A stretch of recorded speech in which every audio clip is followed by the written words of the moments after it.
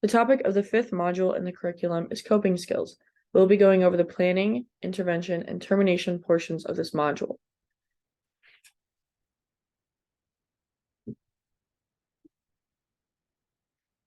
We have now reached the planning section of the coping skills module. As shown, we will be defining what coping is, situations where coping may be required, what coping skills are, discuss different types of coping skills, as well as what bullying is, what kinds of bullying there are, and the coping skills used to assist in the response to bullying.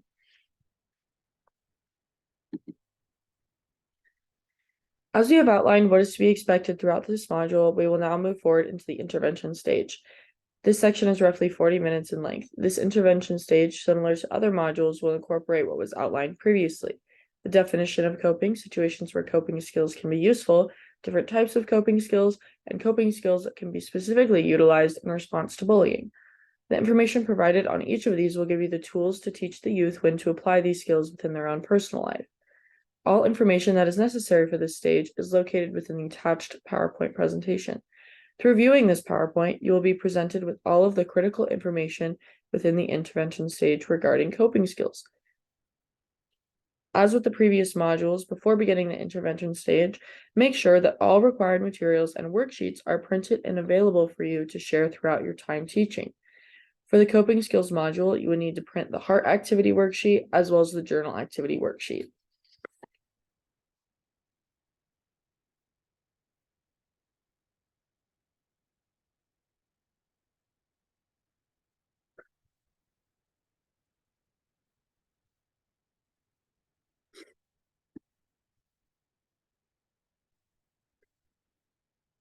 As I go through the attached PowerPoint, similarly to what you'll be doing when with the teen, there will be portions where we listen to audio provided on each slide and watch videos linked within the PowerPoint. When we approach those, I'll make sure to indicate where to pause for discussion as a guide for when you present on your own. First is the introductory slide. This can be moved past once you and the teen are ready to begin with the rest of the presentation. The following slide will have an audio attached as is embedded within the slide, and it will begin automatically. For learning purposes, I will be presenting in this format versus presentation format so that I can properly explain each slide before the embedded audio immediately starts playing.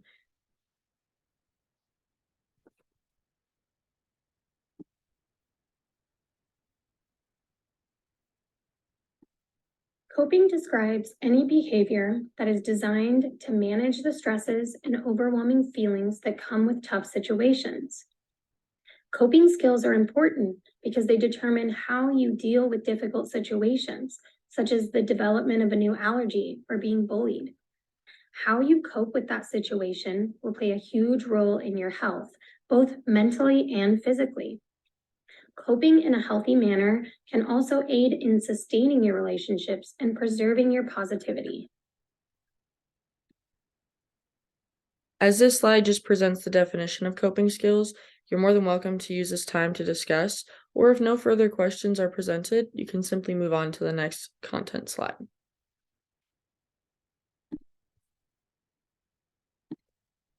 There are many situations that may require us to use coping skills, such as bullying, stress, and trauma. Bullying is any aggressive behavior among children that involves a real or perceived power imbalance. Bullying is behavior that is repeated over time. Stress is a response to pressure or a threat. And trauma. This is an event or series of events that is overwhelming and brings on strong negative emotions. Again, with the information provided on this slide, questions that the teen presents can always be discussed. Once possible discussions are concluded, when ready, you can move on to the next slide.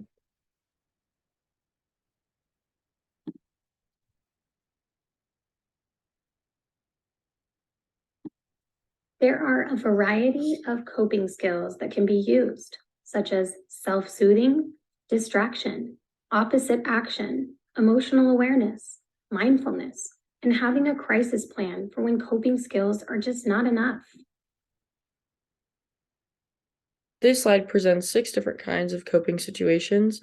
This aims to provide a visual representation of what coping skills may be applicable to current stressors. The following slide contains a video which will be watched by you and the team. When ready to move on, proceed to the next slide and watch the video.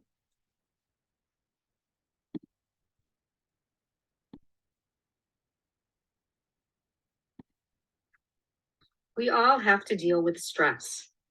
Whether our life is being threatened in a disaster or we're just late for an important meeting, we need mechanisms to cope with all types of stress. It is commonly said that life is not what happens to us, but how we choose to react to what happens to us. Today, we're going to talk about healthy versus unhealthy coping mechanisms and how you can use these strategies to help yourself or share them to help others. Welcome to Mental Health Collaborative, a nonprofit organization dedicated to educating our community in mental health literacy. We believe that a foundational education about mental health promotion and understanding mental health and mental illness will lead to more resilient communities and decreased stigma. We believe that mental health literacy is a right and need of everyone. Thank you for joining us.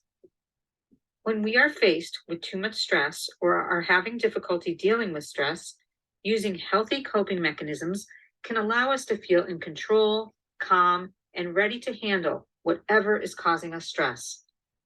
On the other hand, relying on unhealthy coping mechanisms may work in the short term, but ultimately may end up hurting our physical health, mental health, and even our relationships. Here are some of the healthy ways we can cope with stress. Box breathing is when we breathe in for 4 seconds, hold our breath for 4 seconds, then breathe out for 4 seconds, and hold our breath for 4 seconds. Repeating this several times. This technique slows down our breathing, which forces our heart to slow and activates the calming response in our body. Another technique called 5-4-3-2-1 is in our heads, we list 5 things we see, 4 things we feel, 3 things we hear, 2 things we smell, and 1 thing that we taste. This technique helps ground us in the present moment and can slow down racing thoughts. Exercise of any type is another healthy coping mechanism. Exercise floods the body with endorphins and can help use up the adrenaline released from stress, clearing our heads and allowing us to feel calmer. Sometimes we are so overwhelmed with stress that we don't even realize how awful we feel. Writing down our feelings to acknowledge them and then making a plan to problem solve can help us tune into our thoughts and feelings and figure out an action plan. Taking a break from technology can help us to focus on our immediate surroundings, tune into how we are feeling, and connect live with others. Leaning on our relationships, talking about what is stressing us out, and asking for help are some of the best ways to cope with stress. It can be difficult to admit that we are struggling, but once we tell someone, we almost always feel better. Spending time with friends and family, even if we don't talk about our stress, can help us feel calmer and less overwhelmed by our circumstances. Gratitude is another helpful way to combat stress. When something is upsetting to us, it can help to be grateful for what is good in our lives. Doing an act of kindness can reduce stress as well. Acts of kindness flood our bodies with feel-good hormones, increase our sense of connectedness and purpose, and help us focus on problems other than our own. Here are some unhealthy coping mechanisms to watch out for and avoid. Alcohol and other substances can be used to dull or numb the pain of stress, but this effect is temporary, does not resolve the problem, harms us if we do it too much, and can become an addiction. Similarly, overeating or undereating creates an unhealthy relationship with food, can harm us by starving or overfilling our body and creating additional emotional stress. It fails to address what is actually stressing us out. Avoiding the problem by using social media, work, television, sleep, or other distractions can work to prevent us from thinking about our stress, but it does not resolve the stress. Social withdrawal and aggression are also unhealthy ways to cope with stress. We may withdraw if we are overwhelmed and do not have the energy to interact with others, However, interacting with others almost always helps relieve our stress. On the other hand, taking our stress out as aggression or aggravation toward others may leave our loved ones hurt and confused, and may leave us feeling guilty about how we treated them. Finally, self-harm is a dangerous way to cope with stress. If you or someone you know self-harms, please seek professional help immediately. Remember, we all face stress and difficulties in life. Using healthy coping mechanisms helps us deal with our stress in active, beneficial ways. There are always ways to problem solve and strategize, no matter what our stress may be. If you or someone you know is struggling to cope, see the resources below for how to get help. We hope you found this information helpful. We at Mental Health Collaborative are committed to providing education and increasing awareness about all of the interrelated states of mental health. We hope that by doing this, stigma decreases and more people get proper treatment and support for mental illnesses, learn when to get help, where to get help, and what to expect when they get there.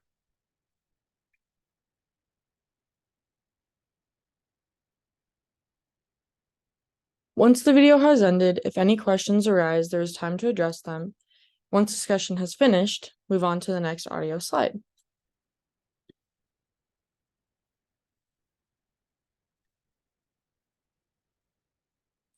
Some examples of ways that may help you cope are writing your thoughts down in a journal, listening to your favorite music, taking a walk, or playing with a pet. Find out what is helpful for you in that moment to help put you in a better place. This slide also provides visual examples of different kinds of coping skills to try. As always, there's an opportunity for discussion. The next slide also contains a video, which will again be both viewed by you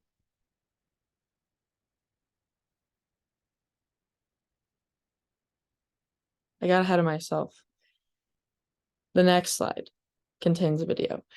This is an example of some bullying. Okay, this one. When faced with situations of bullying or even cyberbullying, you can tell an adult, stand up for yourself, or take a walk with your friends. The best thing you can do is ignore or avoid the bully.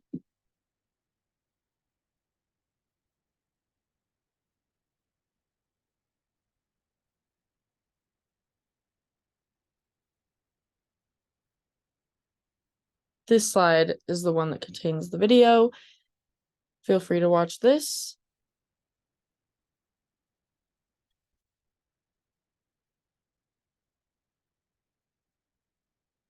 There are times when we all experience feelings of stress or anxiety.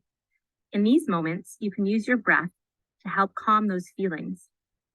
Box breathing is a simple relaxation technique that can help you reset your breath and return to its normal rhythm.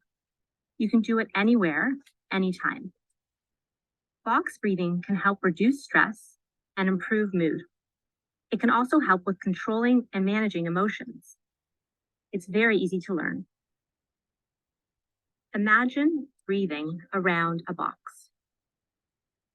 Inhale as you visualize going up one side of the box, gradually filling your lungs with air. When you reach the top, hold your breath for 1 to 5 seconds as you picture going across the top of the box. Exhale gradually as you imagine traveling down the other side of the box. Pause again for 1 to 5 seconds as you go along the bottom of the box. Then repeat. This can be done 7 to 10 times in a row, focusing on the breath. If you can do it sitting down with your feet grounded, that will help too. But really, it can be done anywhere. Box breathing has physiological and psychological benefits. Physiologically, it regulates breath, increases oxygen to the lungs, and can help reduce blood pressure and lower heart rate. Box breathing can help psychologically by providing focus to your breath and removing attention from the things that are causing feelings of stress and anxiety. The repetition of box breathing can also help reduce stress. So, in moments when feelings of stress and anxiety are overwhelming, remember box breathing and the power of your breath as a simple way to relax and breathe a bit easier.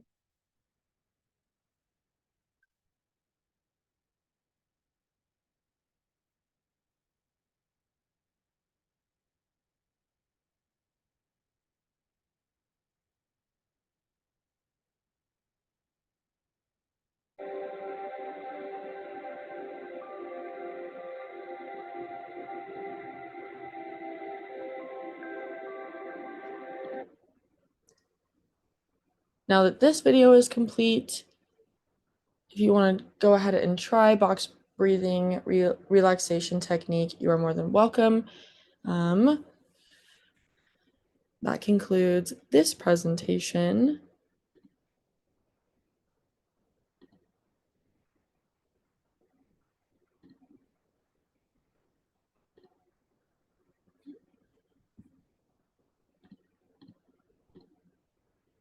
As earlier, I had mentioned that printing worksheets before meeting with your teen is important. I didn't really touch on that in the last PowerPoint that we went through. So I thought I would go through both of the activity worksheets so you're familiar with those. First being the heart activity. On this activity sheet that contains the heart symbol, have the person you are working with write 5 things inside that they like most about themselves. Building yourself up at the beginning of the day is an important way to start to mentally prepare yourself for what the rest of the day will entail. This can be done in many ways, such as preparing a list of 5 things you like most about yourself and posting them around your living area with sticky notes, or even replacing those with positive affirmations, like things you are thankful for. That is also another approach to this concept. The next activity and worksheet that you will need is for the journal activity. Have the individual that you are coaching list a few hobbies that they feel help them reduce stress. Externalizing your stress through different activities versus internalizing is a healthy way to cope. Finding a positive outlet where you can relax by exercising as a hobby or journaling is a great way to express emotions and relieve stress. Hobbies involving art or music or are outlets for expression. Journaling can be helpful in writing down present thoughts and unhealthy emotions. It can also help individuals reflect on past experiences and recognize possible growth. That reflection can influence positive thoughts when it comes to succeeding in the future.